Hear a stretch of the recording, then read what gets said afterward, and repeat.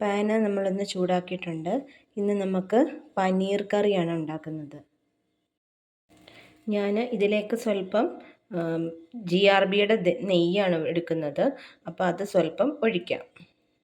നെയ്യ് ഒഴിച്ചിട്ടുണ്ട്. ഇനിയും അതിലേക്ക് പനീർ അല്പം ഇടാം. ഞാൻ നെയ്യിലേക്ക് പനീർ ക്യൂബ്സ് ഇട്ടിട്ടുണ്ട്.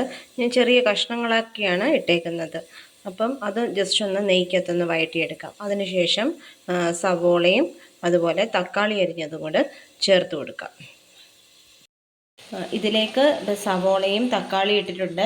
കുറച്ച് പനീർ ക്യൂബ്സ് കൂടെ വേണമെന്ന് തോന്നി, അത് കാരണം ഞാൻ കുറച്ചുകൂടെ ആഡ് ചെയ്തുകൊണ്ടിരിക്കുകയാണേ.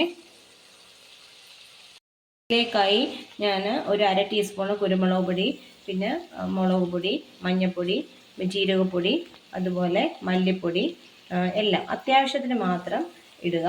ലേശം ഉപ്പുകൂടെ ചേർത്തിട്ട് ഒന്നുകൂടെ ആവി വെച്ചിട്ട് വേവിക്കാം.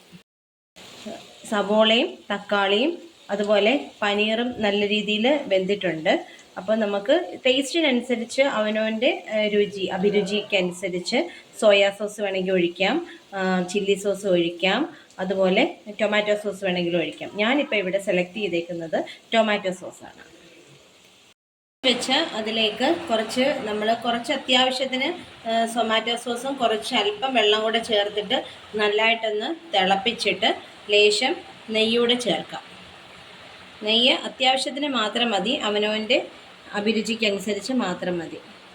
ഓക്കെ, അപ്പോൾ പനീർ കറി നമ്മുടെ റെഡി ആയിരിക്കുന്നു. ഇത് നമുക്ക് ചപ്പാത്തിയുടെ കൂടെ പത്തിരിയുടെ കൂടെ ഒക്കെ കൂട്ടാവുന്നതാണ്. നമ്മുടെ സ്വാദിഷ്ടമായ പനീർ കറി റെഡി ആയിട്ടിരിക്കുന്നു.